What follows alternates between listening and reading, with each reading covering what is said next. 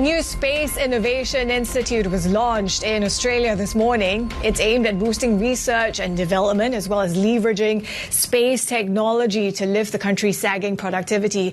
Bloomberg's Paul Allen joins us now. Paul, what's this expected to do for the Australian space industry? Avril, in short, hopefully increase its size. It's one of the goals of the government to triple the size of the Australian space industry by 2030, coming off, admittedly, what might be a fairly low base. So this was announced today. The Australasian Space Innovation Institute announced at the International Aeronautical Congress, which is a major space conference which is taking place in Sydney starting from today. So this is an independent body. It's a not-for-profit. Its purpose is to link research and development and end users and industry as well, also improve Australia's sovereign capability and leverage some of the space technology and defence and national security as well. And part of the goal here is also to reduce Australia's dependence on foreign data and satellites. There's already an example of this underway. The Takahe project with New Zealand would look to advance maritime security and improve responses to illegal fishing, natural disasters and security risks as well. Now, the word Australasian is an interesting one, and the participation of New Zealand interesting too, because you see there on the screen the first test launch of the Gilmore space rocket earlier this year. Flew only for a few seconds before exploding. That's not uncommon. Space launches are notoriously difficult to achieve, but you compare that with New Zealand, a far smaller country. It's been its own homegrown rocket lab, which is listed in the US, has been successfully launching rockets for quite some time now. Anyway, let's talk about the Institute a little bit more, because we're joined by the CEO of the Australasian Space Innovation Institute, Professor Andy Koronios.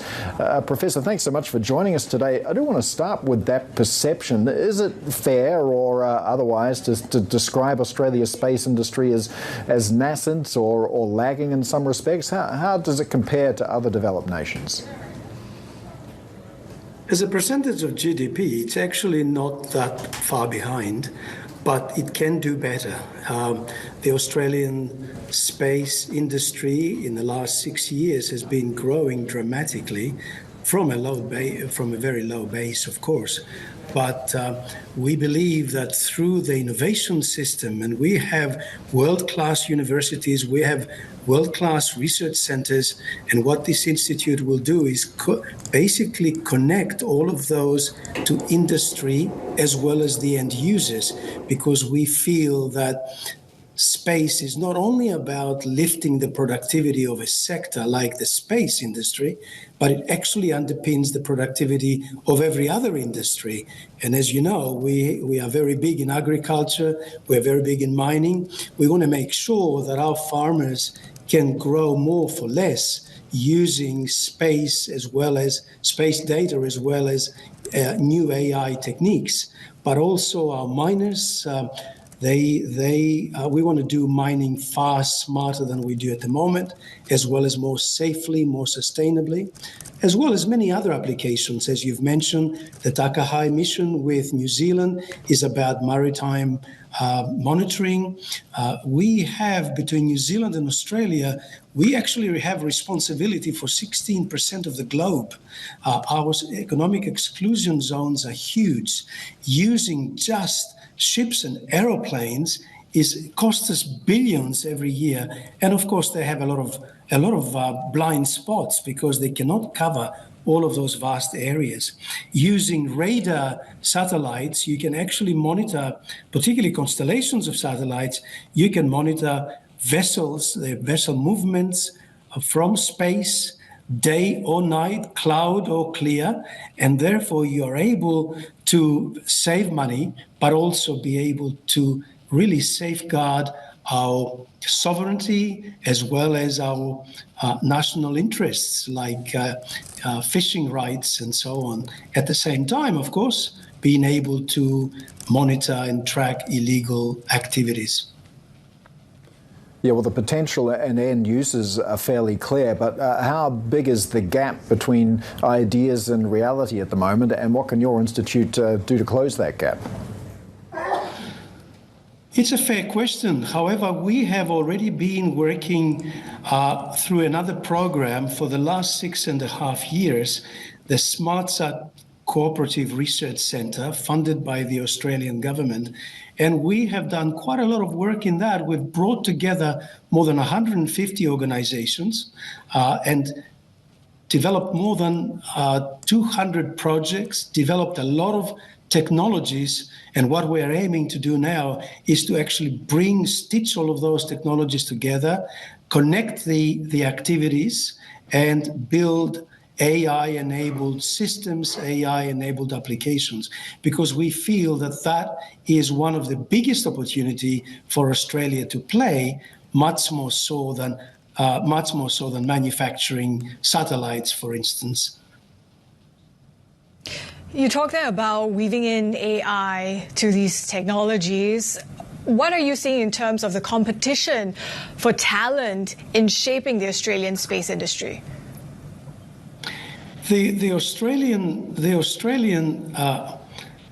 capability in AI is actually very strong. We have a number of centers in robotics, a number of centers in AI. We are punching above our weight in R&D in that area. But what Australia has not been able to do thus far is take the magnificent work that the universities do in producing inventions and new algorithms, machine learning and so on, to actually create impact for various applications. In other words, a lot of our capabilities actually go to North America or to Europe or Asia to be commercialized. We want to change that so that we are able to, in the investment that we've made for those capabilities, we want to be able to be beneficiaries as well. You alluded there earlier to reducing the dependence on foreign technology, really about sovereignty, about national interest as well. How are you thinking about the current geopolitical backdrop and how this might evolve some of the developments at the Institute? Australia relies very much on, pretty much for everything in terms of defense and national security, on foreign capabilities. And we are really very good users, very good procurement agencies for others' kind of assets. What we want to do there is to actually change that, not only to be able to be a little bit more resilient than we are.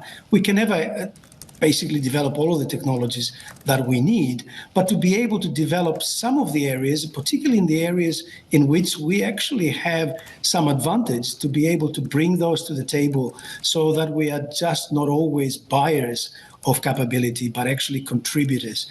And we do have some capabilities in optical communications, in terminals, and many other areas where we can bring to the table. Some of those are world-class. In fact, some of the project outputs from the SmartSat Cooperative Research Center are now tested in the United States and other countries.